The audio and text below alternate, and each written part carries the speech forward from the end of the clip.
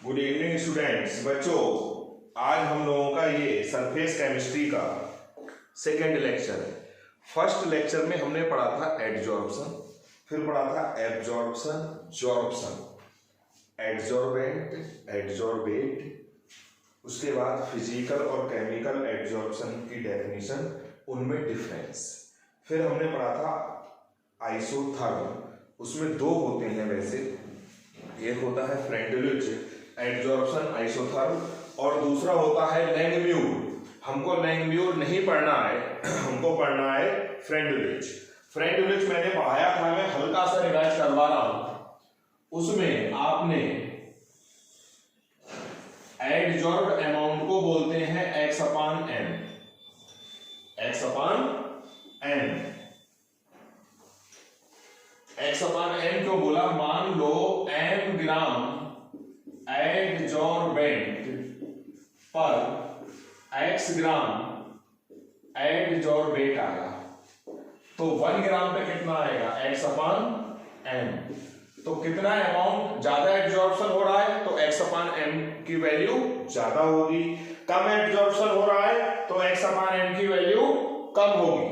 बहुत ध्यान से देखना बच्चों, ये हमने फिर ग्राफ खींचा, हमने नहीं, फ्रेंडलिच ने खींचा था वो ग्राफ। इस टाइप से कुछ आया था, इस एक्सिस पे लिया था इन्होंने प्रेशर, इस एक्सिस पे लिया था एक्स अपान एम। ग्राफ खींचा तो स्टार्टिंग में स्ट्रेट लाइन आई, फिर ये कर्व हो गए, इसके पैरेलल हो गए। इसका मतलब ये हुआ कि जब प्रेशर कम था तो ये लाइन स्ट्रेट है, यानी जब प्रेशर कम था उस समय एक्स अपान एम की वैल्यू डायरेक्टली प्रोपोर्शनल है पी के। यानी अगर हम कहें at low pressure x upon m is directly proportional to P. Directly proportional का मतलब पी की पावर 1। यहां पर आए प्रेशर काफी बढ़ गया, बढ़ते बढ़ते अब इस प्रेशर पे और इस प्रेशर पे और इस प्रेशर पे हर केस में एक्स अपान एम की वैल्यू देखो इतनी है, फिक्स है। यानी at high pressure x upon m की वैल्यू इंडिपेंडेंट हो गई प्रेशर से, यानी पी चेंज करने पर एक्स अपान एम की वैल्यू पे कोई फर्क नहीं पड़ रहा है। तो एट इंटरमीडिएट प्रेशर, अब प्रेशर लो से थोड़ा सा हाई है और हाई से थोड़ा सा कम है, तो पी की पावर 1 और 0 के बीच में आएगी, क्योंकि यहां पे आ रही है 1 और यहां पे आ रही है 0, तो बीच वाले प्रेशर पे जो वैल्यू आएगी पी की पावर की वो इन दोनों के बीच में आएगी। यानी एक्स अपान एम की value some fractional power of pressure. Fractional power का मतलब 0.3, 0.5, 0.6 इस टाइप से कोई वैल्यू आएगी। प्रोपोर्शनैलिटी का साइन हटाओगे, एक कांस्टेंट लगाओगे, where K is known as proportionality constant. K को क्या बोलेंगे? Proportionality constant. ये हो गया, तो ये फ्रेंडलिच एडजॉर्प्शन आइसोथर्म का फार्मूला हो गया। ये स्टडी कर रहे हैं adsorption of a gas on a solid surface. यहीं पे एक छोटा सा ट्विस्ट है, अगर एडजॉर्प्शन किसी लिक्विड सॉल्यूशन में से हो रहा है, जैसे आपने चीनी घोल के रख दी और उस सॉल्यूशन में कोई ऐसी चीज डाली जो चीनी को अपने सरफेस पे एडजॉर्ब कर ले, तो यही फार्मूला हो जाएगा बच्चों। P की जगह एक वैल्यू आ जाएगी C, where C is concentration in mole per litre, that is C is molarity. यहां पे जो n की वैल्यू है वो होगी ग्रेटर देन 1, n की वैल्यू कभी भी 1 से छोटी ना हो जाए। ये था फ्रेंडलिच एडजॉर्प्शन आइसोथर्म, ये हमारा हो चुका था। ये जो इक्वेशन आई, इस इक्वेशन का आप लॉग लो, इसका लॉग लो, टेकिंग लॉग, दोनों साइडों में आप लॉग लोगे। जो भी हम लॉग लेते हैं वो बच्चों बेस ई पे आता है। Log x upon m equal to log K P की पावर 1 बाई एन।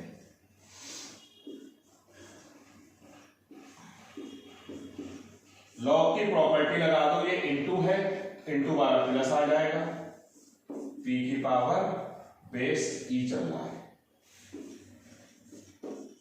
अब बच्चों इसको पहले ले लो, ये 1/n पहले आ जाएगा, ये आ जाएगा 1/n log p, तो उसको मैंने यहां लिख दिया बेस e।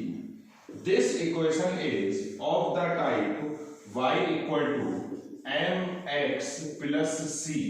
y एक्सिस पे ये ले लो, x एक्सिस पे ये ले लो, ये स्लोप हो गया और ये y इंटरसेप्ट हो गया। अगर आप ग्राफ खींचोगे इसका इक्वेशन बनकर ग्राफ आएगा इस टाइप से, ये हो गया log p और ये हो गया x अपान n। इस टाइप से एक लाइन आएगी, इसका स्लोप 1/n और ये जो y इंटरसेप्ट है ये हो गया log k बेस e। ये हो गया ये इक्वेशन। अब अगर कोई बच्चा इसको बेस 10 में कन्वर्ट कर देगा तो भी सेम इक्वेशन आएगी। मान लो हम कर रहे हैं, हो सकता है ग्राफ कंपटीशन में ऐसा आ जाए, इसको भी 2.303 से मल्टीप्लाई करोगे,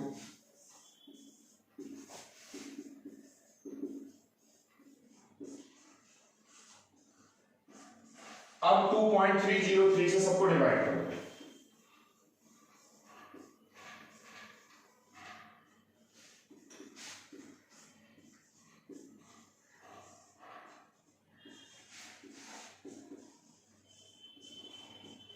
ये मान लो इक्वेशन 2 है,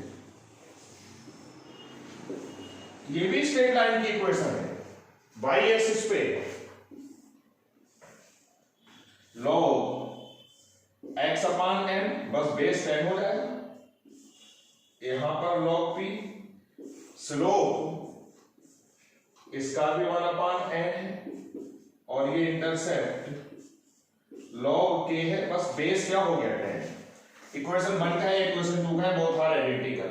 अब फ्रेंडलिच एडजॉर्प्शन आइसोथर्म की लिमिटेशंस, कुछ कमियां थी, वो कमियां क्या थी? पहली कमी तो ये थी, इन्होंने एडजॉर्प्शन एक्सप्लेन करा सिर्फ physical adsorption of a gas on a solid surface. दूसरी कमी क्या थी, इन्होंने प्रैक्टिकल से एक ग्राफ बनाया, उस ग्राफ से एक इक्वेशन बनाई और इक्वेशन ये आ गई, यानी सिर्फ it is only an experimental concept, it has no theoretical support। theoretically ये explain नहीं कर पाए, जबकि कोई भी चीज आती है तो theoretical explanation भी हो और experimental भी हो। इसकी kinetics explain नहीं कर पाए, ये पूरी मैकेनिज्म की कैसे कैसे क्या हो रहा है। तीसरी बात, इन्होंने कहा था कि k, इनका जो फार्मूला था x upon m equal to k p की पावर ये, इस फार्मूले में इन्होंने कहा था कि k और n स्मॉल n कांस्टेंट हैं, जबकि इनकी वैल्यू टेम्परेचर पे डिपेंड कर रही है। कैसे? टेम्परेचर बढ़ाने पर x अपान n की वैल्यू कम होगी, x अपान n की वैल्यू जब कम होगी तो ये लाइन नीचे आएगी, जब ये लाइन नीचे आएगी तो k की वैल्यू कम होगी।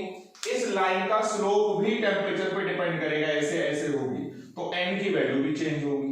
यानी इन्होंने कहा था कि k और n कांस्टेंट हैं, but in true sense they are not constant because their value depends upon temperature. Next, ये सिर्फ एप्लीकेबल स्ट्रेट लाइन आई, लेकिन लो प्रेशर पे आई, हाई प्रेशर पे ये line straight line in equation से भी नहीं आएगी। ये फिजिकल एडजॉर्प्शन में एप्लीकेबल है। n और k को कांस्टेंट बोला गया था, लेकिन वो रियल में ट्रू कांस्टेंट नहीं है, उनकी वैल्यू टेम्परेचर पे डिपेंड करती है। लो प्रेशर पे एप्लीकेबल है, काइनेटिकली इसको एक्सप्लेन नहीं कर पाए, it has only theoretical concept, it is only a experimental concept, it has no theoretical support। ये हमारा चैप्टर का एडजॉर्प्शन जो टॉपिक है वो बच्चों सिर्फ इतना सा ही है और कंप्लीट हो गया। बहुत छोटा सा है, थोड़ा सा है, कोई बहुत ज्यादा प्रॉब्लम वाली बात नहीं है। अब इसमें बच्चों चैप्टर में जो हमारा नेक्स्ट टॉपिक आता है वो टॉपिक आता है कैटालिस्ट। उसके बाद थर्ड टॉपिक आएगा कोलाइड। कैटालिस्ट बहुत आसान टॉपिक है। नेक्स्ट टॉपिक है कैटालिसिस। एक मिनट बच्चों,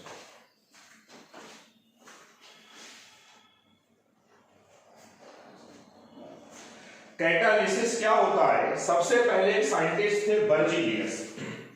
साइंटिस्ट बर्जीलियस ने क्या ऑब्जर्व करा कि कुछ ऐसी रिएक्शंस होती हैं जिनमें बाहर से कोई नया कंपाउंड, एक्स्ट्रा कोई कंपाउंड मिला दें तो उन रिएक्शंस की रेट बढ़ जाती है सडनली, बहुत ज्यादा।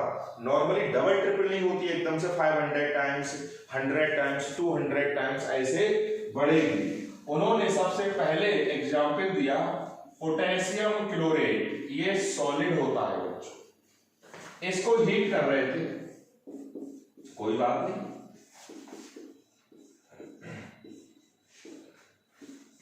इसको जब हमने हीट करा बच्चों तो ऑक्सीजन गैस निकली। मान लो ऑक्सीजन गैस निकली 100 ml पर आवर और ये काम हो रहा था मान लो 500 केल्विन टेम्परेचर पर, कोई बात नहीं, हो रहा है, होने दो। अब उन्होंने क्या करा, यहां पर एक कंपाउंड मिला दिया मैग्नीज डाइऑक्साइड MnO2, ये भी सॉलिड होता है। अब बच्चों ये गैस जो ऑक्सीजन निकल रही थी वो निकलने लगी, मान लो ये एग्जाम्पल ले रहा हूं मैं, 2000 ml पर आवर और ये काम कम टेम्परेचर पे होने लगा। इसका मतलब यह हुआ कि MnO2 ने इस रिएक्शन को आसान कर दिया और फास्ट कर दिया, और जितना MnO2 आपने डाला उतना ही MnO2 आपको वापस मिल गया।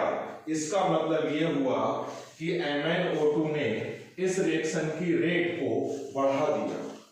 MnO2 ने इस रिएक्शन की रेट को बढ़ा दिया, ठीक, और जितना MnO2 डाला उतना ही हमको वापस मिल गया। इसका मतलब MnO2 रिएक्शन में पार्ट नहीं ले रहा है।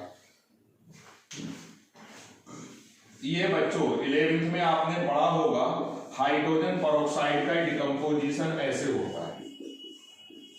इस रिएक्शन में अगर हम कंपाउंड डाल दें ग्लिसरॉल, ग्लिसरॉल इस रिएक्शन की रेट को कम कर देता है, यानी हाइड्रोजन पेरोक्साइड के डिकम्पोजिशन को स्लो कर देता है, और जितना ग्लिसरॉल हम डाल देते हैं उतना ही ग्लिसरॉल हमको रिएक्शन के बाद वापस मिल जाता है। इसका मतलब यह हुआ कि ग्लिसरॉल ने इस रिएक्शन की रेट को कम कर दिया। ये लिक्विड होता है, नॉलेज के लिए मैं लिख दे रहा हूं, ये लिक्विड, ये तो लिक्विड है और ये गैस है। तो ऐसे कंपाउंड जो किसी रिएक्शन की रेट को या तो बढ़ा दें और या कम कर दें और खुद उस रिएक्शन में पार्ट ना लें, ऐसे कंपाउंड्स को हम बोलते हैं catalyst, and the phenomena is known as catalysis. इस फिनोमिना को हम बोलते हैं कैटालिसिस। तो the compounds which can increase और डिक्रीज, इसको आप कह सकते हो the compounds which can change the rate of a chemical reaction and their chemical composition remains same after the reaction are called catalyst, and the phenomena is known as catalysis. चार type के होते हैं बच्चों, positive catalyst, दूसरा negative, तीसरा auto catalyst, and चौथा induced catalyst. जो किसी रिएक्शन की रेट को बढ़ा दें, जैसे इस रिएक्शन में MnO2 ने इस रिएक्शन की रेट को बढ़ा दिया, hence it is known as positive catalyst. कुछ ऐसे होते हैं जो रिएक्शन की रेट को कम कर देते हैं, उनको बोलते हैं नेगेटिव कैटालिस्ट। इस रिएक्शन में ग्लिसरॉल क्या है? Negative catalyst. तो द कंपाउंड्स, अगर हम पॉजिटिव कैटालिस्ट की जनरल हमको पॉजिटिव ही पढ़ने हैं, निगेटिव के एग्जाम्पल्स बहुत कम है, गिने चुने हैं, 3-4 हैं, वो हम याद कर लेंगे। हम पॉजिटिव कैटलिस्ट की अगर हम डेफिनेशन बोलेंगे तो होगी the compounds which can increase the rate of a chemical reaction and their chemical composition remains same after the reaction. ये सेंटेंस लिखना बहुत जरूरी है, इससे ये पता लगता है कि जो कैटलिस्ट है वो रिएक्शन में इन्वॉल्व नहीं हो रहा है। तो एक सेंटेंस हर डेफिनेशन में लिखोगे and their chemical composition remains same after the reaction are called positive catalyst and the phenomena is known as positive catalysis. ऐसे ही इसमें आ जाओ, the compounds which can decrease the rate of a chemical reaction and their chemical composition remains same after the reaction are called negative catalyst and the phenomena is known as negative catalysis. यहीं पर मैं एक term आपको बता देता हूं, एक term आती है homogeneous and heterogeneous catalyst. Homogeneous और हेट्रोजीनियस, अगर रिएक्टेंट और कैटालिस्ट की फिजिकल स्टेट सेम होती है, ध्यान रखना हमको कंपेयर करना है रिएक्टेंट और कैटालिस्ट को, प्रोडक्ट से कोई मतलब नहीं है। यहां पर देखो ये सॉलिड है, ये भी सॉलिड है, यानी रिएक्टेंट और कैटालिस्ट की फिजिकल स्टेट सेम है, तो ये होमोजीनियस कैटालिस्ट। ये लिक्विड और ये लिक्विड, यहां पर भी फिजिकल स्टेट क्या है, सेम, तो ये होमोजीनियस कैटालिस्ट। हेट्रो का भी मैं एग्जांपल दे देता हूं।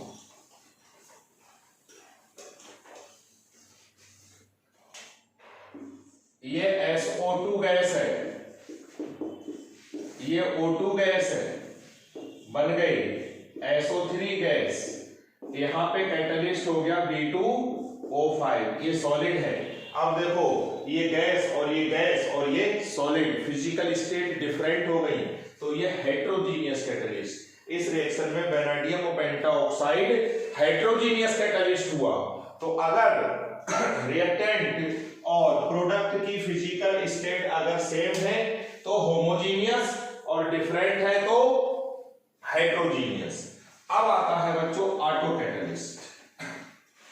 ऑटो कैटलिस्ट वो होते हैं, कुछ रिएक्शंस ऐसी होती हैं जिनमें प्रोडक्ट बनता है और उनमें से कोई एक प्रोडक्ट उस रिएक्शन में एज अ कैटलिस्ट वर्क करने लगता है, तो ऐसी रिएक्शंस को हम बोलते हैं, ऐसे कंपाउंड्स को ऑटो कैटलिस्ट। जैसे ये कोई कंपाउंड है, पढ़ोगे आप, अपने 10th में पढ़ी भी होगी, hydrolysis of esters. Hydrolysis of ester, ये कोई एस्टर है, ईस्टर बोलो या एस्टर, इसका हाइड्रोलिसिस करवाओ तो ये रिएक्शन हुई। ये ऑर्गेनिक में पढ़ेंगे भी हम इस साल, ये रिएक्शन हो गई। इस रिएक्शन में ये तो अल्कोहल बना और ये एसिड बना, इस एसिड आयोनाइज हो जाएगा ये थोड़ा सा, और इसका जो H+ होगा वो इस रिएक्शन में काम कर रहा है कैटलिस्ट की तरह। तो जब कोई किसी रिएक्शन में कोई एक product as a catalyst work करे तो ऐसे कंपाउंड को बोलेंगे ऑटो कैटलिस्ट, यानी ये जो एसिटिक एसिड बना, this is auto catalyst and the phenomena is known as autocatalysis। अब आता है इंड्यूस्ड, लास्ट। इंड्यूस्ड कैटलिस्ट में अगर हम आए, इंड्यूस्ड का मतलब हिंदी में समझ लो बच्चों, इंड्यूस्ड का मतलब प्रेरित होना। किसी को देख के, जो नॉर्मल जो कहावत होती है कि खरबूजे को देख के खरबूजे ने रंग बदल लिया, वो इंडक्शन होता है, इंड्यूस होना। कैसे? जैसे मान लो दो बच्चे थे, अलग अलग अपने अपने रूम में दोनों थे, ए पढ़ाई कर रहा था और बी पढ़ाई नहीं कर रहा था। अब हमने क्या करा, इन दोनों को एक रूम में बंद कर दिया, दोनों ने पढ़ाई करना शुरू कर दी, पहले ये कर रहा था और ये नहीं कर रहा था। एक साथ जब हमने उनको एक ही रूम में रहने के लिए बोला तो ए को देख के बी ने भी पढ़ाई करना शुरू कर दी। अब आप सोचो यहां पर कौन किससे इंड्यूस हुआ, प्रेरित कौन हुआ, बी हुआ किससे, ए से। बी ने सोचा कि जब ए पढ़ाई कर रहा है तो मैं भी क्यों ना करूं, इसमें आपने देखा होगा कि ए ने प्रेरित करा बी को पढ़ने के लिए, तो ए हुआ इंड्यूस्ड कैटलिस्ट। ऐसा भी हो सकता था कि जब हमने इनको एक रूम में बंद करा तो बी को देख के ए ने भी पढ़ना बंद कर दिया, क्रॉस का मतलब पढ़ना बंद कर दिया और राइट का मतलब पढ़ना। अब यहां पर किसने किसको प्रेरित करा? बी ने करा प्रेरित ए को ना पढ़ने के लिए, तो यहां पर इंड्यूस्ड कैटलिस्ट हुआ बी। भाई इंडक्शन तो किसी भी डायरेक्शन में हो सकता है, इंडक्शन किसी भी डायरेक्शन में हो सकता है, पॉजिटिव में या नेगेटिव में। तो यहां पर ए हुआ इंड्यूस्ड कैटलिस्ट और यहां पर बी, यानी जब किसी एक को देख के दूसरा भी वही काम करने लगे, चाहे वो काम पॉजिटिव डायरेक्शन वाला हो या नेगेटिव, तो ऐसे कंपाउंड्स को बोलते हैं इंड्यूस्ड कैटलिस्ट। एग्जाम्पल ले लो, ये कंपाउंड है सोडियम सल्फाइड, इसका ऑक्सीडेशन करवाया हमने, एयर में इसको रख दिया। Sodium sulphide generally powder form में होता है, जैसे हम नमक देखते हैं घर में NaCl, उसके जैसा। एयर में खुला छोड़ दो तो ये ऑक्सीडाइज हो गया और बन गया सोडियम सल्फेट। अब ये होता है सोडियम आर्सेनाइड।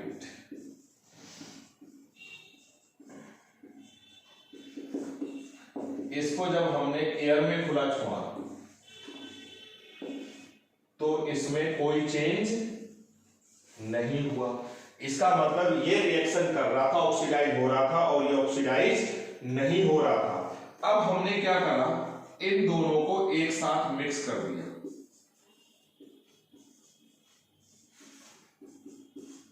अब एयर में खुला छोड़ा तो दोनों ऑक्सीडाइज हो गए। अब सोचो किसने किसको इंड्यूस करा, सोचो जरा।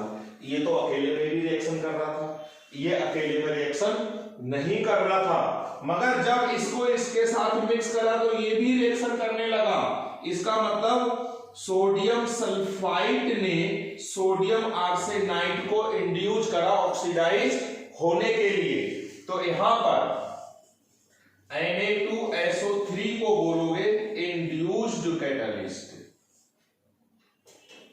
इंड्यूस्ड कैटलिस्ट, क्योंकि इसने इसको इंड्यूस करा रिएक्शन करी। तो अकेले में भी कर रहा था, ये अकेले में नहीं कर रहा था, अब दोनों करने लगे। तो इंड्यूस्ड कैटलिस्ट हुआ सोडियम सल्फाइड। कैटलिस्ट हमने आज स्टार्ट कर दिया बच्चों, एक लेक्चर और है, कैटलिस्ट खत्म हो जाएगा, फिर 2 लेक्चर में खत्म हो जाएगा हमारा कोलाइड चैप्टर, खत्म हो जाएगा 2 दिन के अंदर। कुल मिलाकर हमने कैटलिस्ट में पढ़ा, पहले कैटलिस्ट क्या होते हैं, जो किसी रिएक्शन की रेट को चेंज कर देते हैं। चेंज करने का मतलब या बढ़ा दे या कम कर दे, और उनका केमिकल कंपोजिशन चेंज नहीं होता है आफ्टर द रिएक्शन। जो बढ़ा दे वो पॉजिटिव, नेगेटिव, इंड्यूस्ड और ऑटो, और एक होमोजीनियस और हेटेरोजीनियस। इतनी टर्म हमने इसमें पढ़ी।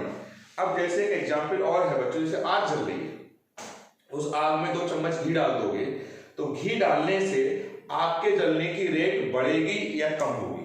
जरा सोचो, आग जल रही है, उसमें थोड़ा सा घी डाल दोगे तो जाहिर सी बात है कि आग के जलने की रेट बढ़ जाएगी। तो घी कौन हुआ, पॉजिटिव कैटलिस्ट या नेगेटिव कैटलिस्ट? सबके दिमाग में इस समय एक बात आ गई होगी कि घी ने उस आग के जलने की रेट को बढ़ा दिया, तो घी हुआ पॉजिटिव कैटलिस्ट। ठीक, आग जल रही है, उसमें आपने क्या डाल दिया, पानी, आग के जलने की रेट कम हो गई या आग बिल्कुल बुझ गई, तो पानी कौन हुआ, नेगेटिव कैटलिस्ट। ये सब लोग अभी आप बिल्कुल यही सोच रहे हो, लेकिन आप बहुत ही गलत सोच रहे हो, क्योंकि अगर हमने घी को डाला आग में, पक्का है कि आग के जलने की रेट तो बढ़ गई, मगर क्या हमको घी वापस मिला? वापस नहीं मिला। जबकि कैटलिस्ट हमको आफ्टर द रिएक्शन वापस मिल जाता है उतना ही। तो घी वहां पर कैटलिस्ट नहीं हुआ पॉजिटिव, घी हुआ रिएक्टेंट, क्योंकि घी तो उसमें रिएक्ट कर गया। ऐसे ही पानी भी रिएक्टेंट था, पानी रिएक्ट कर गया, उड़ गया वेपर बन के, पानी हमको वापस नहीं मिला। तो ये कभी मत सोचना कि आग जल रही है उसमें हमने घी डाला तो घी पॉजिटिव कैटलिस्ट हुआ, या आग जल रही है उसमें हमने पानी डाला तो पानी नेगेटिव कैटलिस्ट हुआ, क्योंकि घी और पानी हमको वापस नहीं मिले, वो रिएक्ट कर गए, चेंज हो गए किसी दूसरी फॉर्म में, इसलिए उसमें घी कैटलिस्ट नहीं हुआ पॉजिटिव और उसमें पानी कैटलिस्ट नहीं हुआ नेगेटिव। ये क्लियर हो गया? आज इतना ही बच्चों, बाकी हम बाद में नेक्स्ट लेक्चर। Thank you.